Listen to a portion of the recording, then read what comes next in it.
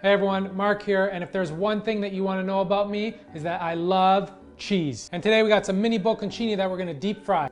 So get ready, because it's going to be a sweet ride.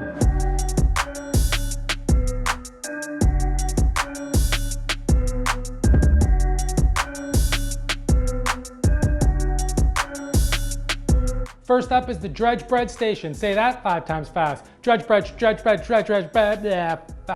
In the first bowl, all-purpose flour, salt, freshly cracked pepper, and some smoked paprika, and mix it all together. In the next bowl, crack your eggs, add some Reggie, and whisk it up. Say that 5 times fast. Whisk it up, whisk it up, whisk it up, whisk it up, whisk it up. Last bowl are the breadcrumbs. I use a mixture between the two and add a little something at the end. Regular breadcrumbs.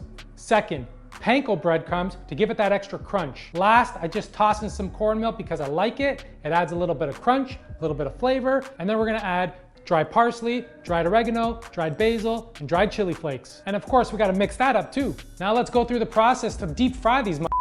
So grab a bocconcini, put it in the flour to coat well, and then take that and put it into the egg mixture and coat well. Now, we're gonna toss it into the breadcrumbs, coat well. But wait, we're gonna double dredge these. So you're gonna take it out of the breadcrumbs, put it back in the egg, dredge again, and then back in the breadcrumbs. Then you're gonna place the cheese on a sheet pan with a wire rack or parchment paper. Repeat this process until all the bocconcini are done. You may have to add some extra breadcrumbs, flour, or even an extra egg here and there. Now we're gonna toss these in the freezer for about 10 to 15 minutes, just so they firm up a bit. The reason we do this is so that when we deep fry them, the cheese isn't gonna ooze out everywhere into the pot of oil. First, we're gonna choose an oil with a very high smoke point.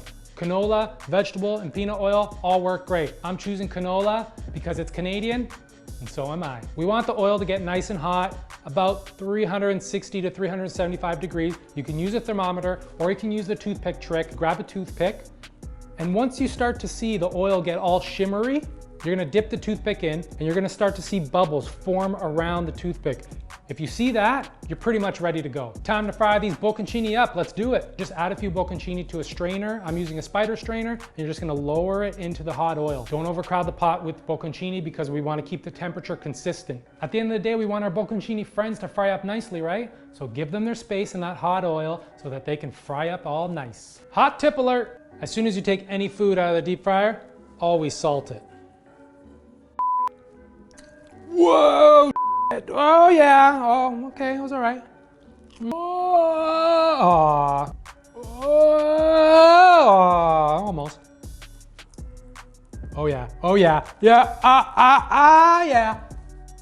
So I don't need to tell you much here other than make a big batch because you're just gonna eat them all. Bocconcini is a light and mild cheese, so play around with the spices. It can take on a lot of flavor.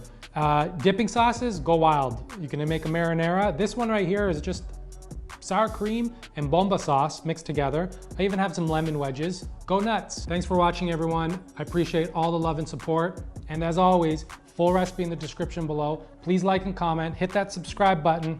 And until next time, ciao.